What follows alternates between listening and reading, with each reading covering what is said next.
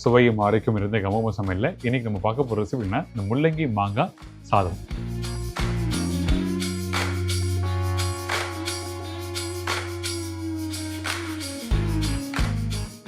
இந்த முள்ளங்கி மாங்காய் சாதம் எதுக்காக இப்படி பண்ணுறதுன்னா, அந்த முள்ளங்கியோட ஒரு காரத்தன்மை இருக்கும், மாங்காவோட புளிப்புக்கும் போட போகிற அந்த வரமிளகா காரத்துக்கும் இந்த சாதம் சாப்பிட நல்லாயிருக்கும். இதில் வெறும் தாளிப்பு மட்டும் தான் போட போகிறோம், மற்றபடி வேறு எதுவுமே இல்லை. ரொம்ப சுருக்கமாக டக்குன்னு பண்ணுற மாதிரி இருக்கும், ரொம்ப ஈஸியாக ரெசிபி. நம்ம வீட்டில் இருக்க பிள்ளைங்களுக்கு நம்ம ஏதோ ஒரு வெரைட்டி ரைஸ் பண்ணணும்னு சொல்லிட்டு ஏதோ ஒரு கொத்தமல்லி பேஸ்ட்டோ இல்லை புதினா பேஸ்ட்டு வதக்கி அரைக்கிறது அந்த மாதிரிலாம் இருக்கும்ல, இங்கே அப்படிலாம் இல்லை. சும்மா வதக்கிறது அப்படியே மிக்ஸ் பண்ணுறது ரொம்ப நல்லாயிருக்கும். சாப்பிட்டு பாருங்கள். ஸோ ஃபஸ்ட்டு இந்த ரெசிபி பண்ணுறதுக்கு முன்னாடி பார்த்தீங்கன்னா, இங்கே இந்த முள்ளங்கி மாங்காய் ரெண்டுமே இருக்குது பாருங்கள். ரெண்டுமே நல்லா துருவி வச்சுருக்கேன். ஃப்ரெஷ்ஷாக துருவி வச்சு அப்படியே யூஸ் பண்ணால் ரொம்ப நல்லாயிருக்கும். இந்த முள்ளங்கி காரத்தோட ஃப்ரெஷ் முள்ளங்கி தான் ரொம்ப நல்லாயிருக்கும். அதுமாதிரி மாங்காய் நல்லா புளிப்பு உள்ள மாங்காய் தான் ரொம்ப நல்லாயிருக்கும். இனிப்பு மாங்காய் யூஸ் பண்ணலாம், தவறு எதுவுமே இல்லை. ஆனால் இருந்தாலும் புளிப்பு மாங்காய் ஃபஸ்ட்டு ரெடி கொடுப்போம்.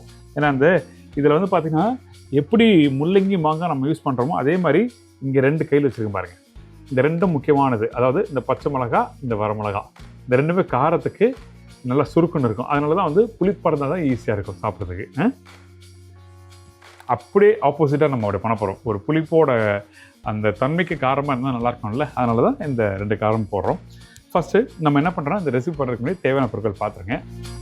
இந்த முள்ளங்கி மாங்காய் சாதம் தேவையான பொருட்கள்: துருவிய முள்ளங்கி 1 கப்பு, துருவிய மாங்காய் 3/4 கப்பு, சாதம் 1/2 கப்பு, பொடிசாக கட் பண்ண வரமிளகா 2 நம்பர், பொடிசாக கட் பண்ண பச்சை மிளகா 2 நம்பர், மஞ்சள் தூள் சிறிதளவு, பெருங்காயம் சிறிதளவு, கடுகு 1/4 டீஸ்பூன், கருவேப்பிலை தாளிப்புக்கு தேவையான அளவு, கொத்தமல்லி சிறிதளவு, உப்பு தேவையான அளவு, எண்ணெய் தாளிப்புக்கு தேவையான அளவு. இந்த ரெசிபிக்கு தேவையான பொருட்கள்லாம் பார்த்தாச்சு இல்லை நீங்கள். இப்போ ஃபஸ்ட் நம்ம என்ன பண்ணுறோம் பார்த்தீங்கன்னா, தாளிப்பு போட போகிறோம். இந்த தாளிப்பு போடும்போது இந்த கடுகு வேறு எதுவுமே தேவையில்லை. இந்த வேர்க்கடலை, கடலைப்பருப்பு, உளுத்தம் பருப்பு அது எதுவுமே தேவைப்படாது. ஏன்னா இந்த இடத்துல பார்த்தீங்கன்னா அந்த காரத்தன்மையும் அந்த முள்ளங்கியும் மாங்காவும், அந்த முள்ளங்கி குக் பண்ணுற பக்கம் பார்த்தீங்கன்னா நறுக்கு இருக்கணும். ஸோ அதனால் நம்ம என்ன பண்ணுறோன்னா, வேறு எதுவும் போடாமல் வெறும் இந்த முள்ளங்கி மாங்காய் வதக்கி நம்ம பண்ண போகிறோம். இப்போ எண்ணெய் சூடாக இருக்குது, இந்த இடத்துல கடுகு போட்டுருக்கேன். இந்த கடுகு பொரிட்டோம், அதுக்கப்புறம் நம்ம பண்ணலாம். அதே மாதிரி இந்த சாதம் பார்த்திங்கன்னா நல்லா வேக வச்ச சாதமாக இருக்கணும். சில பேர் இந்த வெரைட்டி ரைஸ் சொல்லும் போது பார்த்தீங்கன்னா கொஞ்சம் அந்த ஒரு 5% வேகாமல் எடுத்து வச்சுருவாங்க. அப்படி இருந்ததுன்னா இந்த மாதிரி வெரைட்டி ரைஸ் நல்லா இருக்காது. சாதம் நல்லா வெந்தால் தான் அது சாப்பிட்றதுக்கு நல்லாயிருக்கும். வீட்டில் இருக்கும் பெரியவங்க கொஞ்சம் 60 வயசுக்கு மேலே இருக்கவங்களுக்கு கொஞ்சம் வயிறுக்கு இதமாக இருக்கும். அதான் நல்லா இருக்குன்னு சொல்ல வரேன். டைஜஷன் அந்த மாதிரி ப்ராப்ளம்லாம் வராமல் இருக்கிறதுக்காக தான் நல்லா வேக வச்சு சாதம் பண்ண சொல்கிறேன். இப்போ கடுகு போட்டிருக்கோம். இந்த கடுகு நல்லா பொரிஞ்சு வருது. இதுக்கப்புறம் நம்ம என்ன பண்ணுறேன், ஸ்ட்ரைட்டாகவே வந்து இந்த பச்சை மிளகா போடுறேன். இந்த பச்சை மிளகா நல்லா பொடிசாக கட் பண்ணி வச்சுருக்கேன். இந்த பச்சை மிளகா கட் பண்ணும்போது எப்படி வேணாங்கன்னா, அந்த நீட்டாக இருக்க மிளகாவை 1/4 கட் பண்ணுங்கள். 4 பொழந்துருங்க. பொழந்த பிறகு அதுக்கப்புறம் பொடிசாக கட் பண்ணால் உங்களுக்கு இது கரெக்டாக இருக்கும். இப்போ இந்த எண்ணெயிலே இந்த பச்சை மிளகாவை நான் போட்டுறேன். ஏன் எண்ணெயிலே நான் போடுறேன்னா, அந்த எண்ணெயிலே போட்டால் தான் அந்த காரத்தன்மை இருக்கும். அதுக்காக மட்டும்தான் இதில் போடுறோம். இது கூடயே வந்து இந்த மிளகாய், இந்த மிளகாய் போட்டு உடனே நம்ம என்ன பண்ணுறோன்னா, நல்லா புரிஞ்சுக்குங்க, அப்படி லைட்டாக அப்படி மிக்ஸ் பண்ண உடனே இந்த முள்ளங்கி இருக்குல்ல, இந்த முள்ளங்கி கையில் எடுத்து இப்படி போட்டுருங்க. ஏன்னா அந்த மிளகாலாம் வதங்க ஆரம்பித்தா நல்லா இருக்காது. இந்த இடத்துல முள்ளங்கி வந்து பார்த்திங்கன்னா அதிகமாக இருக்கும், மாங்காயோட அளவு கம்மியாக இருக்கும். ஸோ நீங்கள் இந்த மாதிரி கப்பில் நீங்கள் எடுக்கிறீங்கன்னா, இந்த கப்பில் 3/4 அளவு இந்த அளவுக்கு எடுத்தால் போதும். எப்படி இந்த அளவுக்கு எடுத்தால் போதும் அந்த மாங்காய். அதனால தான் வந்து ரேஷியோ மாறுது. ஸோ எதுக்காக இப்படி போடுறேன்னா, நீங்கள் அந்த புளிப்பு தன்மையும் அதிகமாக வச்சு இந்த காரத்தன்மை அதிகமாக இருந்ததுன்னா அது சாப்பிட்றதுக்கு நல்லா இருக்காது. அதனால தான் ஒரு சின்ன மாற்றங்கள் அப்படி மாற்றி தரும். இப்போ நம்ம என்ன பண்ணுறோம், இந்த தாளிப்பு போட்ட பிறகு இந்த முள்ளங்கி வதக்குறோம். அதே மாதிரி முக்கியமான விஷயம் இந்த ரெசிபி கவனிக்கும் போது, இந்த முள்ளங்கி வதக்குறீங்களே, அந்த முள்ளங்கியை வந்து வீட்டில் பொரியல் பண்ணுவீங்க, நல்லா வதக்கி பண்ணுவீங்களா, அந்த மாதிரி பண்ணக்கூடாது. ஒரு 80 to 90% அளவுக்கு வதக்கினா மட்டுமே போதும். அப்போ தான் இந்த மாதிரி ப்ரிப்பரேஷன் பண்ணும்போது முள்ளங்கி கடிச்சு சாப்பிட்றதுக்கு நல்லாயிருக்கும். கடிக்கணும், அப்படி பல்ல படும் போது கடிக்கணும். அப்போ தான் அந்த சாதம் நல்லா சாஃப்டாக இருக்கிறது, கடிக்கிறதுக்கு நல்லாயிருக்கும். இதான் விஷயம். மாங்காய் இப்போ போட்டுறாதீங்க, முள்ளங்கி வதங்கிட்டோம், அதுக்கப்புறம் பண்ணலாம். அதே டைம் முள்ளங்கி வதங்கிறதுக்கு ரொம்ப டைம் எடுக்காது. இந்த மாதிரி ரெசிபி பார்த்தீங்கன்னா அதிகபட்சம் நீங்கள் வீட்டில் ஒரு 5 நிமிஷம் டைம் ஸ்பெண்ட் பண்ணால் போதும். நம்ம அடுப்பு இருக்குது பார்த்தீங்களா, அந்த அடுப்பை வந்து இந்த பர்னர் ஃப்ளேம் நல்லா எரிஞ்சுன்னா அப்படி டக்குன்னு ஒரு 4 நிமிஷம் முடிச்சிடலாம். இப்போது தேவையானதுக்கு மஞ்சள் போடுறேன். சும்மா சிட்டிக்கு மஞ்சள் போட்டால் போதும். அதே மாதிரி உப்பு தேவையானதுக்கு, அதுக்கப்புறம் பெருங்காயம், பெருங்காயம் போட்டாச்சு. நல்லா கொஞ்சம் பெருங்காயம் தூக்கலாகவே போடலாம், ஒன்றும் தவறு எதுவுமே இல்லை. நிறைய பேர் பெருங்காயம் யூஸ் பண்ண மாட்டாங்க. பெருங்காயத்துலேயே வந்து இந்த காம்பவுண்ட் பெருங்காயம்லாம் இருக்குல்ல, இன்றைக்கி நம்ம most of the people use பண்ணுறது காம்பவுண்ட் பெருங்காயம் தான். அந்த பெருங்காயம் கலப்படம் இல்லாத பெருங்காயம் நீங்கள் வீட்டில் யூஸ் பண்ணினா அது ஒரு சிட்டிக்கு யூஸ் பண்ணால் போதும். ஆனால் இந்த காம்பவுண்டு, அதாவது மிக்ஸ் பண்ண இந்த பெருங்காயம் பார்த்தீங்கன்னா இதில் நிறைய பொருட்கள் மிக்ஸ் பண்ணுவாங்க.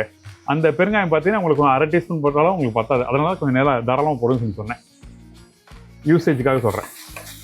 இப்போது இந்த முள்ளங்கியோட நம்ம என்ன பண்ணுறோன்னா இதை வதக்க ஆரம்பிக்கிறோம்.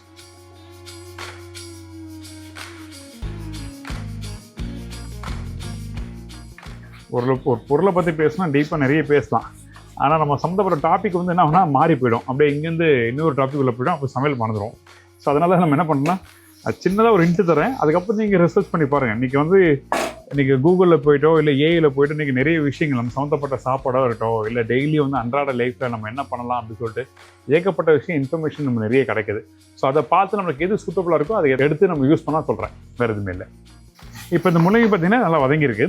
இது குக் பண்ணணும்னு சொல்லிட்டு ரொம்ப நாள் அவசியம் இல்லை. இங்கே பாருங்கள், எடுத்து காமிக்கிறேன். அந்த வதங்கினாலே வந்து பார்த்தீங்கன்னா அந்த மாங்காய் வதங்கினா எப்படி இருக்கும், ஒரு ஸ்டேஜுக்கு மேலே ஒரு தொக்கு மாதிரி வரும் பார்த்தீங்கன்னா அந்த மாதிரி பக்குவத்தில் வந்துடும். அந்த கடுகு, அந்த காஞ்ச மிளகா, அந்த பச்சை மிளகா, காரத்தன்மை எல்லாமே இதில் இறங்கிடும். பார்க்குறதுக்கு வந்து பார்த்தீங்கன்னா நல்லாயிருக்கும். இங்கே பாருங்கள், தெரியுதா? ஓகே, ஸோ இந்த மாதிரி ரெடி பண்ணிக்கங்க. இதுக்கப்புறம் என்ன பண்ணால் இந்த மாங்காய் பழுத்த மாங்காய் கூடாது, நல்லா காய் ஓட்டமாக இருக்க மாங்காய் இருக்கணும், புளிப்பு தன்மையாக இருக்கணும். பழுத்த மாங்காய் இருந்ததுன்னா என்ன ஆகுனா உங்களுக்கு வந்து கையில் எடுக்கும்போது மாங்காய் பேஸ்ட் ஆகிடும் அதை குக் பண்ணும்போது. அதனால தான் காய் பக்குவத்தில் இருக்க மாங்காய் யூஸ் பண்ணால் தான் கரெக்டாக இருக்கும். அதனால காய் பக்குவத்தில் மாங்காவை நல்லா கிரேட் பண்ணி எடுத்துங்க. இப்போது இதை வந்து இதோட சேர்க்குறோம். சேர்த்துட்டு சும்மா அப்படி லைட்டாக சேர்த்தா போதும். அப்படி சேர்த்த உடனே மாங்காய் போட்டப்போ ரொம்ப குக் பண்ண வேண்டிய அவசியம் இல்லை. இந்த இடத்துல இந்த ரைஸு இது பாருங்கள், நீங்கள் வீட்டில் பண்ணுறதுக்கு இங்கே பண்ணுறது ஏகப்பட்ட வித்தியாசங்கள் இருக்குது. ரைஸ் கம்மியாக போட்டிருக்கேன், மாங்காவும் முள்ளங்கி அதிகமாக வச்சுருக்கேன். ஸோ அதனால் ரைஸ் கம்மியாக நீங்கள் போட்டு பாருங்கள். நம்ம வீட்டில் பெரும்பாலும் பார்த்தீங்கன்னா ரைஸ் தான் அதிகமாக போட்டுரும். இது வந்து நம்மளோட தவறில்லை, நம்ம முன்னோர்கள் வந்து ஒரு பட்ஜெட் சொல்லி ஒரு விஷயத்தை கொண்டு வரும்போது அந்த இடத்துல வந்து இந்த சாதத்தோட காஸ்ட் கம்மியாக இருக்கும்போது சாதத்தை அதிகமாக காமிக்கிறாங்க முன்னாடி.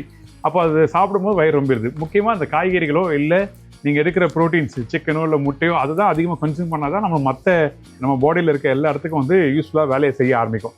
ஆனால் நம்ம அதிகமாக கார்போதும் அதிகமாக கன்சியூம் பண்ணுறோம். ஒரு ஸ்டேஜுக்கு மேலே இந்த மாதிரி தொப்பை வந்துடுது, கஷ்டமாக இருக்குது, அப்போ ஓட வேண்டியதாக இருக்குது. இப்போது ரெடி ஆகிடுச்சு, அவ்வளோதான். இந்த சாதமும் ரெடி ஆகிடுச்சு. இது என்ன பண்ணால் சுட சுட சுட சுட சுட சுட அப்படியே சாப்பிடணும். இப்படி பார்க்குறதுக்கு ஒரு கலர்ஃபுல்லாக இருக்கு பாருங்கள். அந்த கொத்தமல்லாம் போட்டு தரேன், அவ்வளோதான் ரெடி.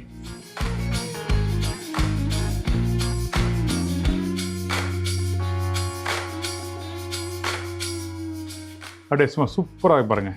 இந்த நூடுல்ஸ்லாம் வாங்கி சாப்பிடுவீங்களே, இந்த பாக்கெட்டில் வர நூடுல்ஸ் வீட்டில் போட்டு கொஞ்சம் வேக சாப்பிட்டா எப்படி இருக்கும், அந்த நல்லா ஒட்டின பக்கம் இருக்குல்ல, அந்த மாதிரி ஒட்டின பக்கம் இருக்கும்.